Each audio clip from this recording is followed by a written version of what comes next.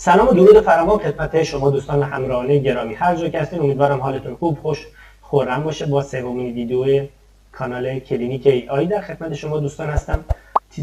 تیترمون هم این هستش که دوران سخت تموم شد. حالا سوال اینه که دوران سخت چه چیزی می‌بینید که با اومدن هوش مصنوعی در واقع یه جوری میتونیم بگیم که اون کارهای سخت و طاقت فرسایی که قبلا ساعت‌ها برای هر کاری میتونستیم وقت بذاریم تو اکثر در واقع کارا داره اون تایم که قراره بذاریم کمتر میشه. یکی از اون حوزه درست کردن پاورپوینت هستش که تو این ویدیو میخوام در موردش صحبت کنیم. چند تا هوش مصنوعی در واقع باش کار کنیم، با هم مقایسه کنیم و از دلش خروجی دستمون بیاد که بدونیم کدوم یک از اینا برای ما برای انجام کارهای پاورپوینت ما مناسب تر هستش. پس دوستان با من همراه باشید.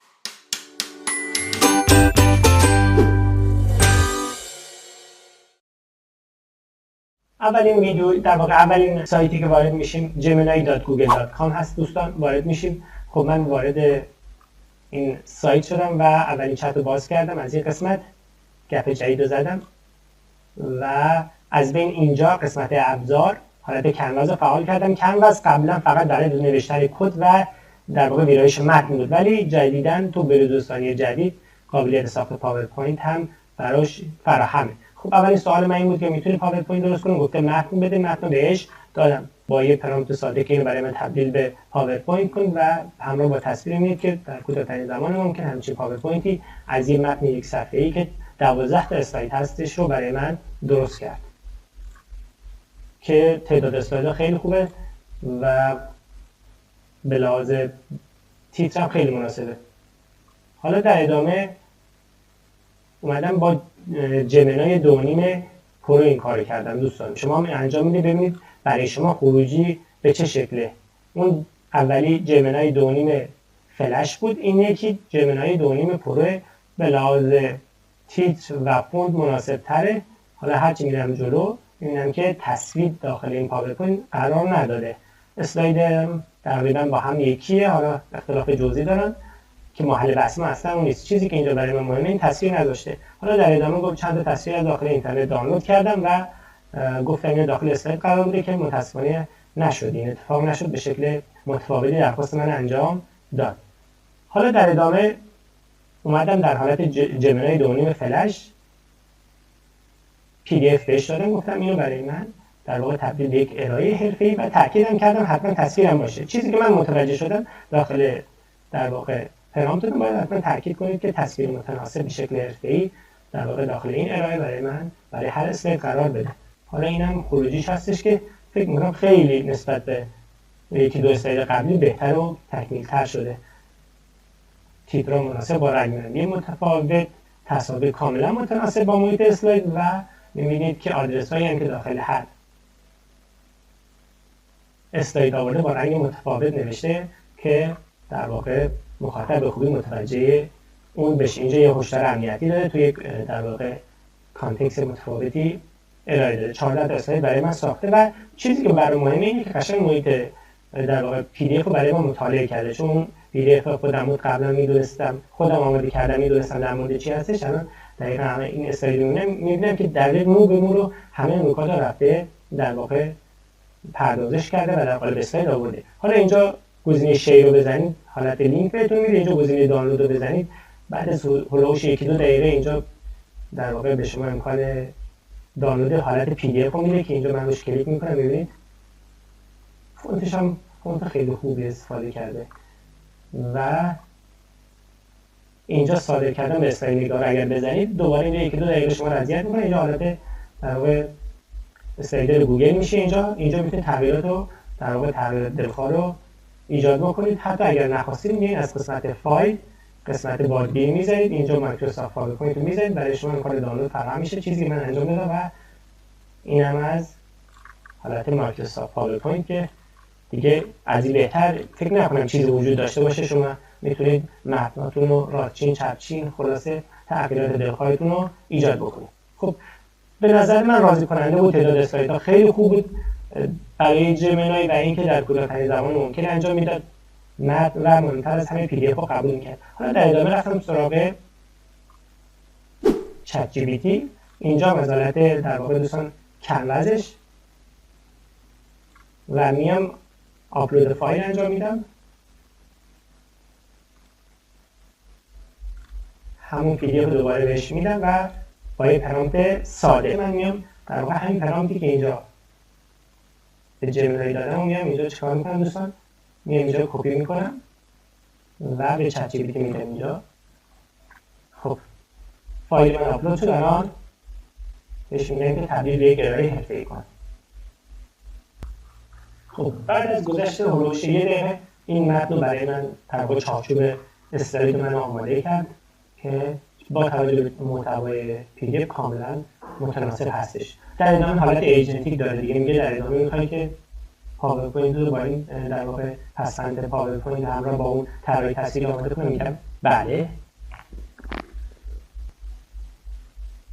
اینجا برای من در واقع پاورپوینت هم آماده کرد، منتها در ادامه گفته میخوای که در واقع هر اسلاید تصویر گرافیک هماهنگ آماده کنم که اینجا برای من میگه که آقا چت جی پی تی 5 دیگه نمیتونه استفاده کنه، از نسخه‌های دیگه‌اش میتونه استفاده کنه و من میام اینو دانلود میکنم ببینم به چه شکلی هستش.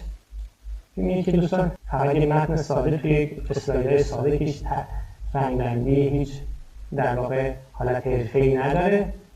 پاورپوینت چت جی پی تی چند اصلا مناسب نبود، این چیزی که حتی اون چیزی که تصور می‌کنم خیلی فاصله داشت. حالا وارد سایت گاما میشم، از صفحه اصلی که وارد شدم قسمت جدید ایجاد کنید، اینجا سه تا گزینه برای من میاره. یه حالت الگو رو ریمیکس کنید. اینجا چیزی که من نگاه کردم اینه که حالت در واقع پرو داره، ولی تو نسخه رایگانش اینجا متن میتونی بهش بدی، اینجا در واقع یه درخواست خطی بدی که آقا در مورد فلان موضوع اسلاید برای من درست کن. اینجا یه حالت اینجا چیزی که برام جالبه اینه، اینجا یه URL یک سایت یا آدرس یک سایت یا صفحه وب میتونی بهش بدی از حالت در واقع وارد کردن گوگل درایو و یک فایل پی دی اف، ورد و پاورپوینت میتونی بهش بدی.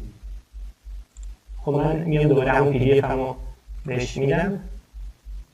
خب بعد از آپلود شدن اینجا من میگه بر اساس این محتوایی که برای من آپلود کردی در واقع چه چیزی میخوای بسازی برای شبکه‌های اجتماعی یا به صفحه وب یا ارائه. من ارائه رو میخوام در واقع چون تاکیدم روی ویدیو ارائه هستش، حالا ادامه رو میذارم. خب اینجا به من داره میگه که در واقع حداکثر 10 تا اسلاید میتونی و برای ادامهش باید نسخه پروش رو در واقع تهیه کنی، ارتقا بدی. حالا اینجا سه گزینه شخصی سازی داره که همون حالت مختصری داره در زبان فارسی. اینجا از یکی از این تمام قابلیت انتخاب داره که من اینو انتخاب میکنم. حالا منبع تصویر هم اینجا خودتون میتونید انتخاب کنید که من تصاویر وب داره بگرده، تصاویر به قول معروف استوک یا حالت گیف. من تصاویر هوش مصنوعی رو انتخاب میکنم و مدلش هم اینجا برای من هیچ فرقی نمیکنه و سبکش هم اینجا حالت پیشتر رو میذارم و اینجا میگه کلمات کلیدی اینا که حالا میگذاریم ازش برای یک محتوای ویدیو طولانی نشه. حالا میریم سراغ ایجاد کردن، ببینیم به چه شکلی برای ما پاورپوینتمون رو آماده می‌کنه و اینکه آیا اجازه خروجی به شکل پی دی اف پاورپوینت میده یا فقط یه حالت لینکی هستش که میتونیم در محیط مطابق درش استفاده کنیم. حالا بعد از که شما در واقع محتوا برای شما آماده شد، حالت اینجا حالت ایجنت رو میاد و به شما میگه که این سری کارا میتونید انجام بدید. مثلا این کارت اضافه کنید، اینا رو بزنید و داده بتونید آموزش‌ها رو میده، نمودارها چارتا رو اضافه کنید به چه شکلی. اینجا محتوا ویدیویی داره میاد، این سری گزینه‌های کناره داره. مثلا از اینجا میشه نمودار به این محتوا اضافه کرد.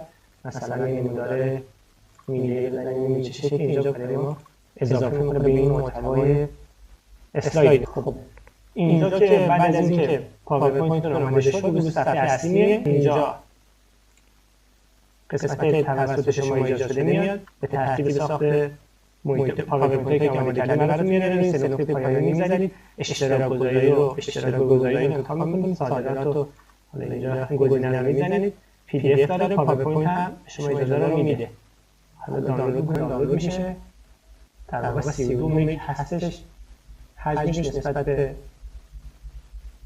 جمینای و چت جی پی تی حجمش به مراتب بیشتر، اونجا در کیلوبایت داره، اینجا 32 مگ هست. دانلودش هم البته یکم طول می‌کشه. من کم کرد اینجا بابت هر ساخت محیط پاورپوینتی 40 تا اعتبار شما کم می‌کنه و در واقع بعد از اینکه اعتبارتون تموم شه باید با یک اکانت دیگه وارد گاما میشید و محتوایی که می‌خواید بسازید.